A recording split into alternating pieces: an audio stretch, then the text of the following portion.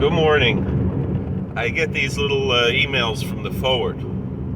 I like to kind of see both sides. I like to see what do the left have to say. And here you have the forward, the left, they're so tone deaf, they don't even realize when they're wrong and when we're right. So it says here, Darren Bailey, the Trump-backed state lawmaker challenging Governor J.B. Pritzker in November for Illinois governor, made comments during a Facebook live stream in 2017. I believe that abortion is one of the greatest atrocities of our day, and I believe it's one of the greatest atrocities probably forever, he said. The attempted extermination of the Jews of World War II doesn't even compare on a shadow of the life that has been lost with abortion since its legalization. That is true. That is true. There have been 21 million black babies lynched in the womb by the same party that started the KKK, and they have the chutzpah to say that we're the racists when they're lynching black babies in the womb. And that first thing Joe Biden cried about when the specter that Roe versus Wade might be overturned was that fewer black babies will be murdered. And I say yes, murdered, because according that all the leftist Jews like to, they never picked up a Mishnah in their life. I finished Shas Mishnayos twice a year. I finished Shas Bavli a few times already. And they're always like, they find this one Mishnah in Olos. They don't care about Klal Gadol, Lamites Malachis. They don't care about Chulin, Hakol Shoichtin and Bakol Shoichtin, whatever it is. They'll eat Nevelis and Trefus, they'll be Michal Shabbos. They don't care about Nida, any they found one Mishnah in Olos that says in those very, very rare cases where a mother's life is in danger, that until the baby is born, that it seems that Mishnah is paskening like that the Uber Yerachimaihu, which is a machlokes throughout all of Shas and many different mikzois as to whether or not is Uber Yerachimaihu Uber Lav Yerachimaihu. It's not a pashut zach. It's not a simple thing. But they all care about that one Mishnah, and they say, they're trampling on the religious freedom because of this opinion in the Talmud of Uber Yerachimaihu, and if it comes down, even though I don't know any state that's banning in that case, those very extremely, extremely rare cases where the mother's life is in danger, they almost never happen these days anymore. And when they do, every state says you're allowed to save a mother's life. Everybody agrees on that. Nobody's pushing necessarily the Catholic doctrine on it that even most of the Catholics don't follow now. But anyway, they're talking about very rare things. But this abortion on demand industry, the core of it is not about saving mothers' lives. It's not about a right to choose. It's not about women's rights. If you study the history of Planned Parenthood, you should know it's Planned Parenthood, with emphasis on the hood. They're a eugenics organization. They're the ones that inspired Hitler. They're the ones that inspired the Nazis, Margaret Sanger and her ilk, and Woodrow Wilson and all the rest. And then they say, the party's flipped.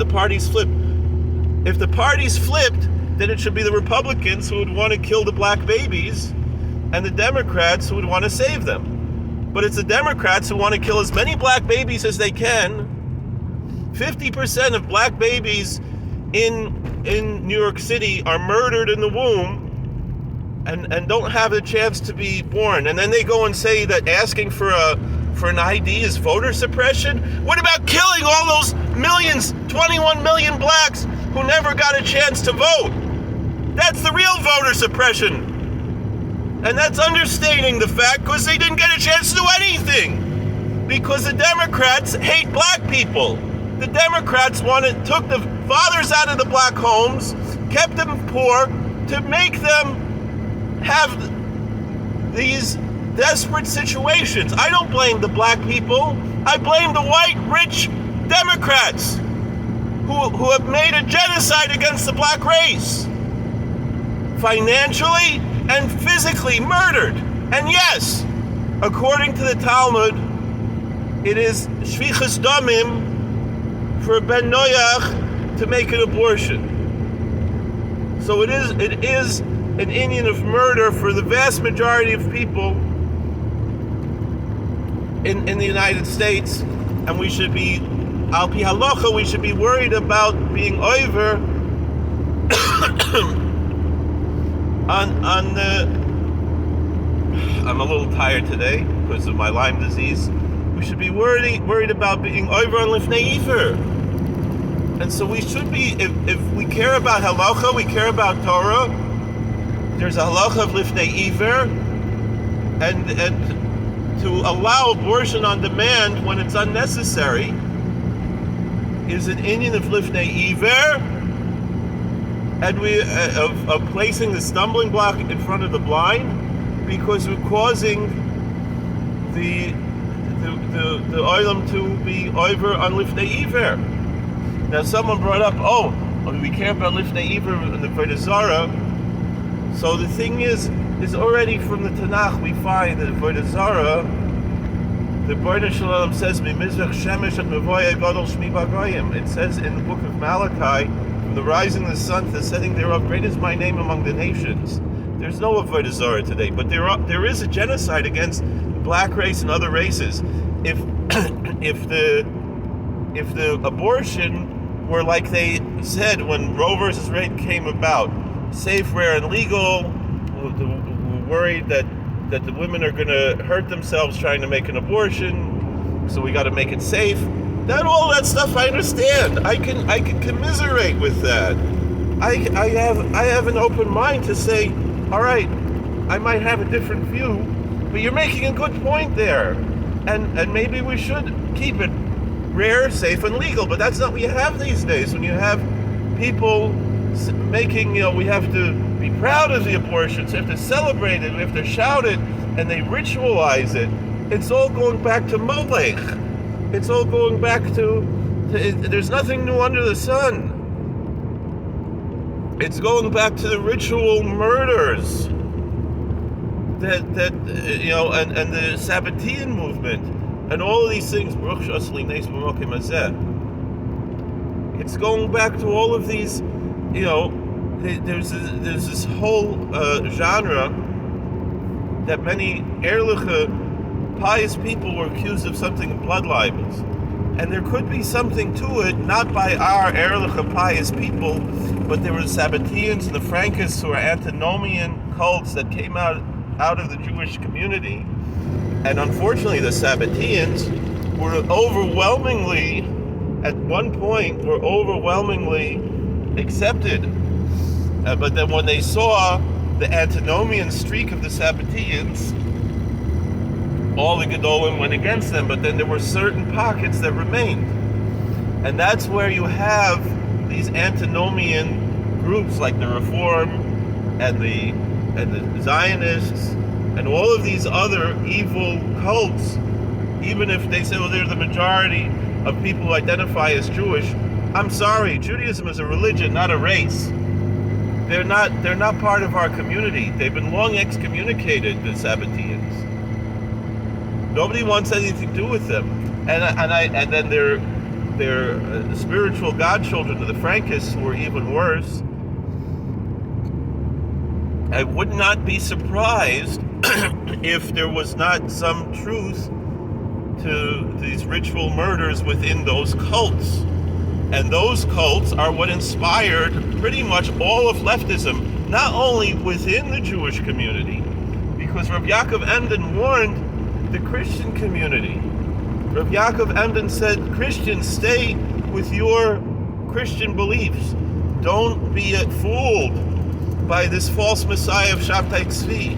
stay with your Christianity, because Rav Yaakov Emden said that the Christians spread Torah more than any other institution in the world, that the church spread Torah more than any other institution in the world. Even if we have theological disagreements with them, but in the end, the truth is, you go back to ancient Rome, ancient Greece, they were killing babies. They didn't have any idea of human rights. They didn't have any idea of the value of a human being. In paganism, a person is born worthless. And they have to prove themselves to be worth something. Whereas the Judeo-Christian idea is that every human being is made in the image of God, and that there is an infinite worth and value in every human life. And so therefore, the idea of human rights came out of Judaism and was spread through Christianity. But there was always this problem of reverting into paganism. And in a certain sense, Christianity rescued paganism out of that evil. When you look at, I'm trying to remember, there was a certain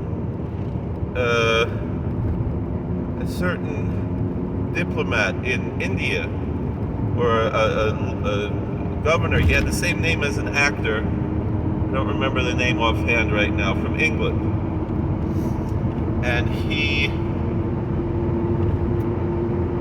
went to the Hindu priests and told them, I will respect your tradition of burning widows if you respect our tradition of hanging men who burn innocent widows who don't deserve to be killed, of hanging murderers.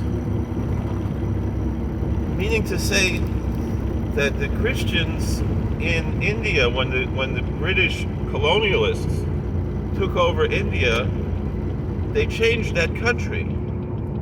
They banned the ritual murders that were part of the pagan culture of India.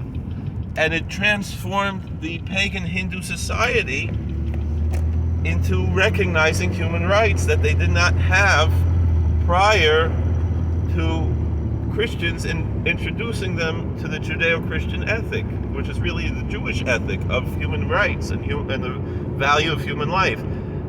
And to the point where they were ready to give up and not fight against religious freedom. They said, you can keep your Hindu gods and everything. As much as the Christian missionaries would prefer they convert to Christianity and want them to convert to Christianity, they recognize they're not going like the Muslims did by the sword. They're saying, you can keep your religious freedom, we'll share with you what we have to offer, and you have a choice. But you don't have a choice when it comes to murder. Whether it's ritual murder or whatever else it is, human life is valuable, and if you're going to kill innocent people, we're going to kill you back. And who's more innocent than a baby?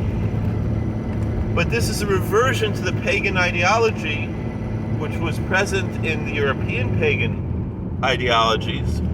And that's what the chutzpah that the Democrats, who were the party that inspired the Nazis and who taught Nazis about racism, and yet the Nazis thought that the Democrats were too racist for them.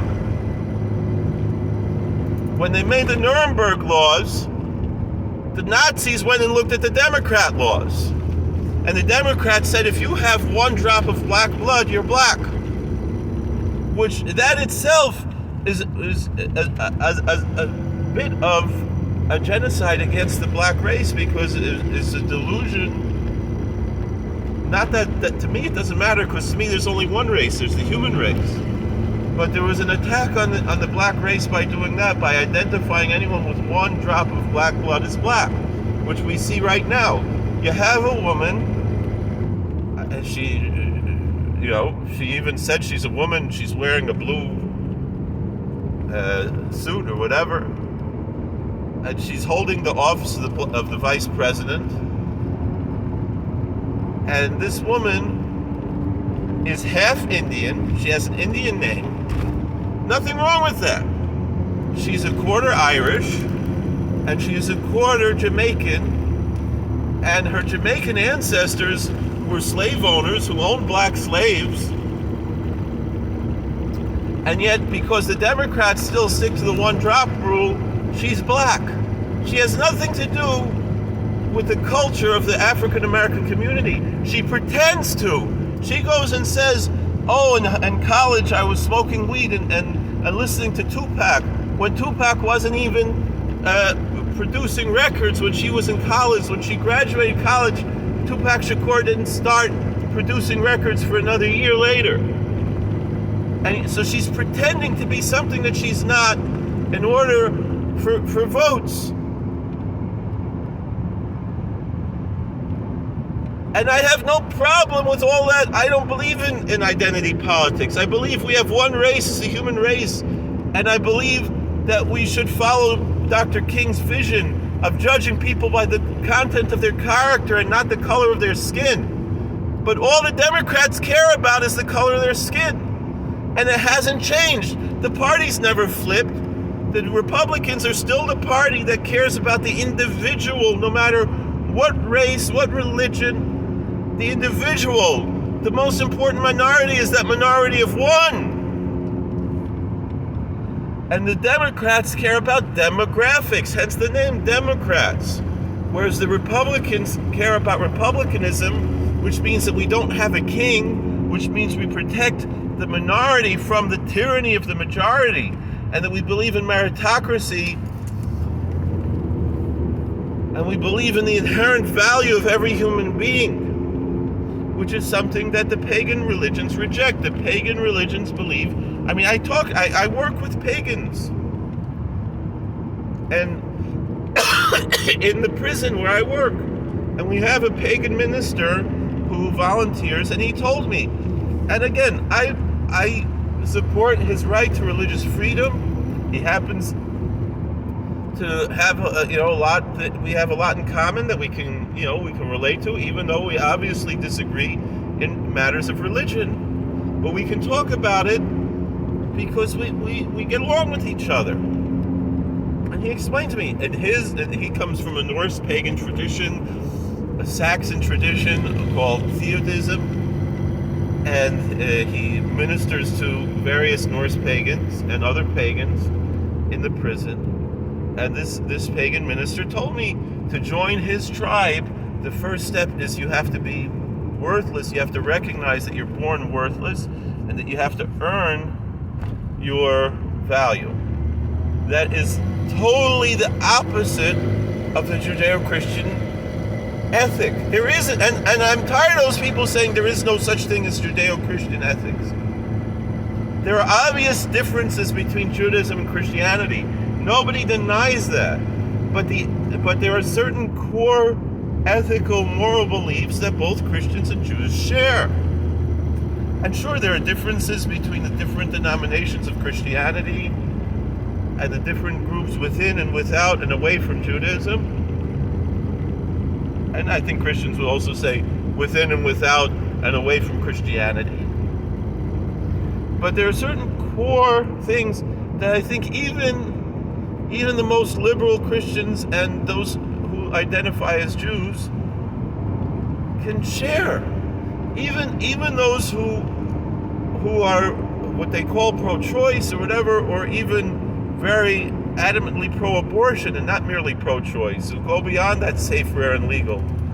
We still have a shared idea of human rights that even though maybe the conservative view of human rights is more inclusive, whereas the liberal view or leftist view of human rights is more exclusive. And that still comes out of a problematic place that we disagree on, but nonetheless, we reject the old pagan view that life has no value, and that the person has to earn that value, and there is no inherent value in innocent life. And the idea of innocent life, which, again, it expresses itself differently on the right and the left. And I recognize that. and we can find common ground, and we have to find common ground.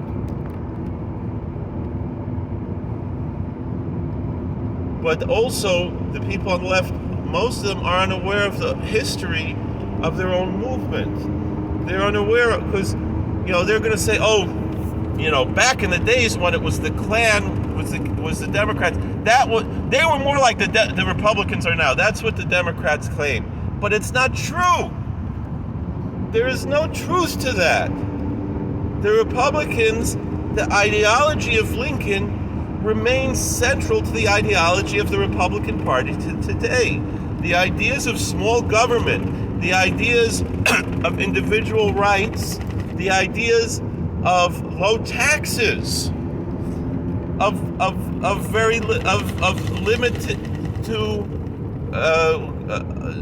limited regulations are rooted in the same ideology that freed the slaves, of saying that human beings have individual rights that we have to follow, and not the ideas of the collective.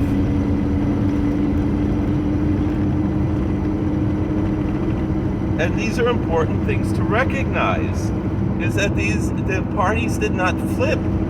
Collectivism, which is in line with the idea of the plantation.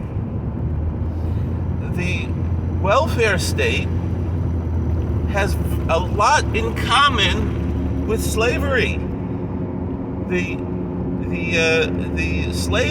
ones who were pro-slavery, who were Democrats, claimed that slavery was a compassionate issue, because they said these poor people, they can't fend for themselves, so we make a collective where their families, some of them work, and we give them a shelter and food in exchange for the work, and those who are unable to work, we take care of them.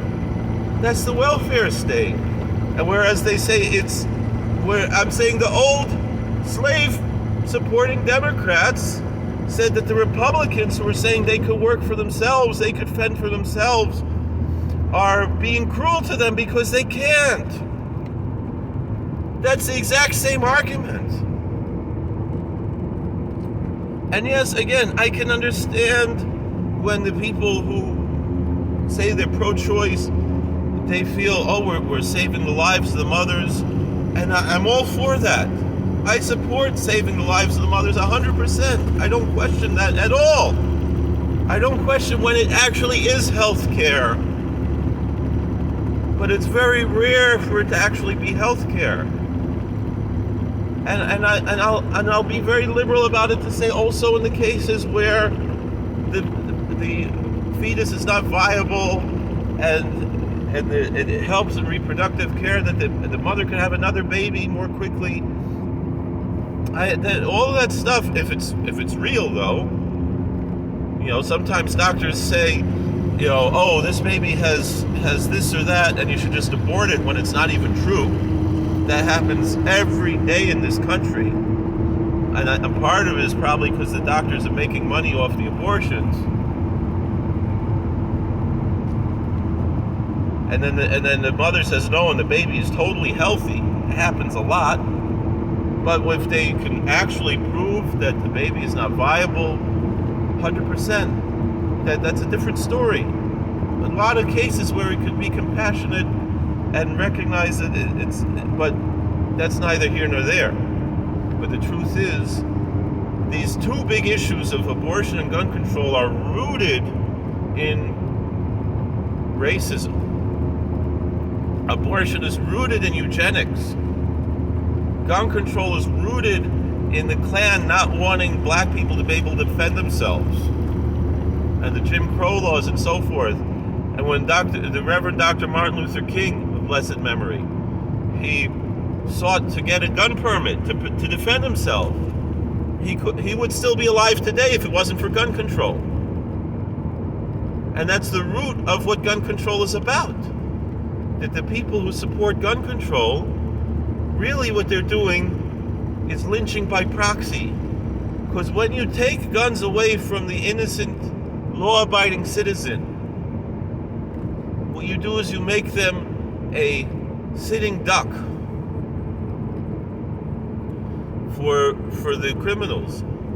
This is not a racial issue, but the fact of the matter is, they always say you cannot talk about black on black crime.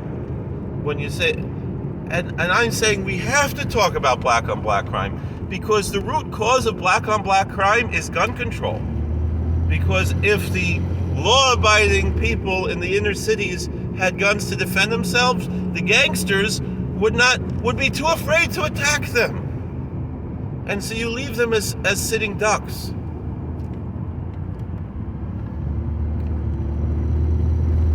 Because there's no fear, because you know that the law-abiding citizens, they're not going to have guns.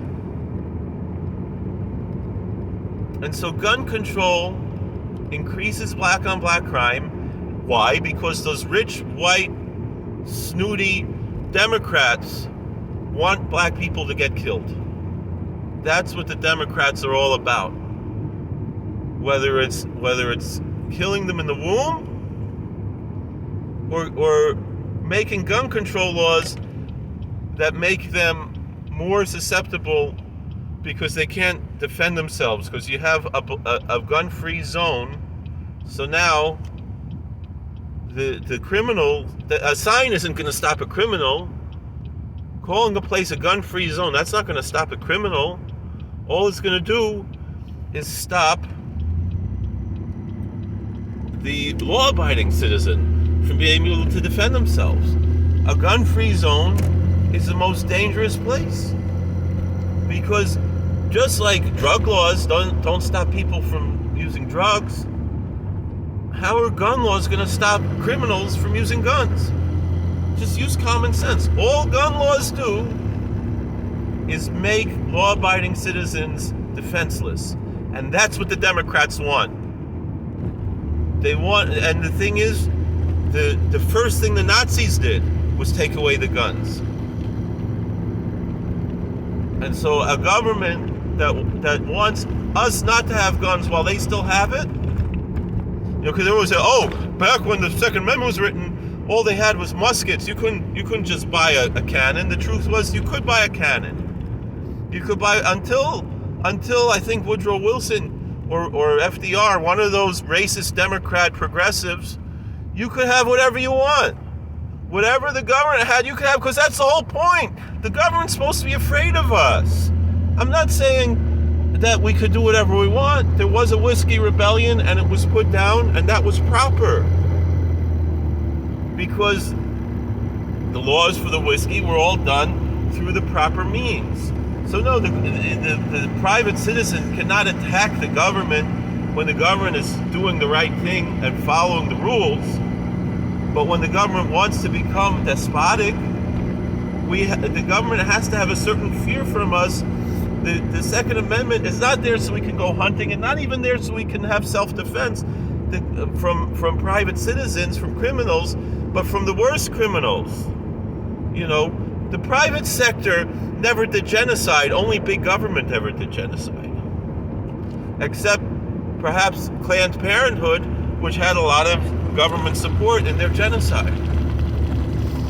And so it was a private-public partnership to lynch 21 million black babies since 1973. So if the Democrats would say they want to go back to safe, rare, and legal, with emphasis on the rare, you know, that would be a decent compromise. But they don't want that. They have made it very clear. Joe Biden, who was more racist than George Wallace, the first thing he said when the leak came out about Dobbs was that people of color will have less access to abortion. And if it wasn't racist, then there should be whatever it is. What is it? 15% of the population, 20% of the population, I'm not sure, is African American. So that would mean that whatever, 20% of the abortions should be African American. Why is it that I think like 50-60% of the abortions are people of color? Whether African American, Hispanic, whatever. And to me, all these things don't mean anything other than if the person themselves wants to recognize that and celebrate their culture. I support that, because this country is supposed to be a country with tremendous diversity. And there's a certain common core culture of our Constitution, but that protects the certain multiculturalism that's limited, because you cannot have cultures that are engaging in ritual murder and ritual abuse. But the thing is, that's what the Democrats are all about. The Planned Parenthood has a certain, I think, religious fervor to it, because there's a certain pagan religious and Sabbatean and Frankist antinomian religious cultism to it. And people are free to believe whatever they want, but we can't let them murder innocent people because of those beliefs. I'm sorry. That's Now, if the baby in the womb is threatening the mother's life, so there's a certain loss of innocence, because the baby is therefore even unconsciously going to kill the mother or hurt the mother. So therefore, there is a loss of innocence, and so that is when it is justified to take that baby's life, to support the mother's life, to save the mother's life, even perhaps in a doubtful case where we're not sure if it will or not. But when it's an innocent life, there's no reason to take it unless there's a certain antinomian and perhaps paganist ritual aspect to it, which incidentally was part of what the Nazis did. The Nazis were engaged in ritual murder. There was a pagan, neo-pagan, New Age ideology behind the Nazi extermination of 12 million human beings of various religions and races, which about half of them, maybe even more than half, were killed because of their Jewish identities and whatever level they had, because there is a certain ritual aspect to it, because of it seems that, from what I was taught, that the Nazis had some contact with some interdimensional beings, some demons, some extraterrestrials, whatever it is, who told them that if you gave this sacrifice to them,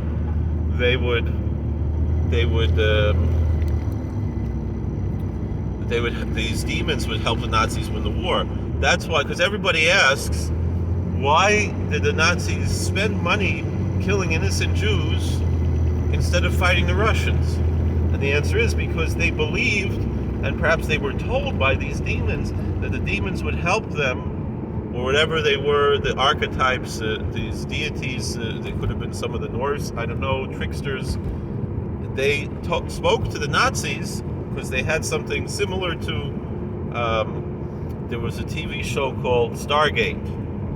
And so they had communication similar to that with these beings. And they told them, if you offer this sacrifice of the innocent and really holy Jews, that would give that energy released, would give them the energy to defeat the Russians and the Americans and so forth. And they sincerely believed that. So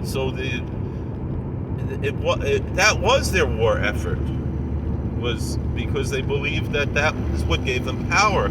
And that's why the smokestacks had smoke going up 24/7, because that is a pagan practice. Again, I'm not saying this to put down various pagans who do not engage in these things, because I do believe in religious freedom. But the buck stops at killing innocent people. So, and that's where it has to, if they believe that a child is born worthless, they have a right to believe that.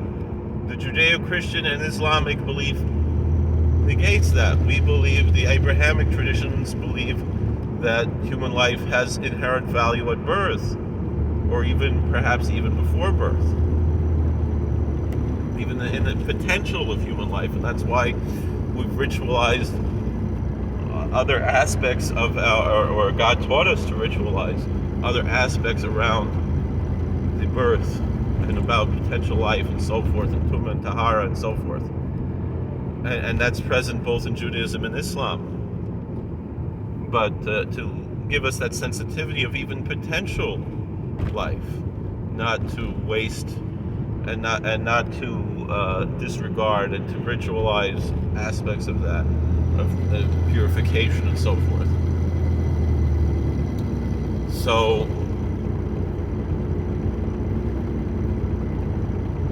all right, there's a lot to talk about here, but essentially,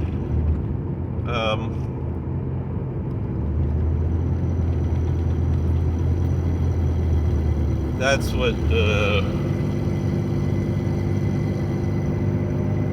I want to bring out. I've talked about a lot of things. The thing is that the Democrats and the Nazis have much more in common. It's a big chutzpah for the Democrats to say that the Republicans, the party of Lincoln, that they're the Nazis. What did the Nazis believe in? Big government, a lot of regulations. They were very into giving animals rights, like PETA, those types of things. Hitler loved dogs. He loved animals. He was very upset that the Jews would slaughter animals. In the Nazi propaganda movies, one of the favorite things they liked to show was the slaughter of a cow, to show, look at how cruel these Jews are because they slaughter animals. And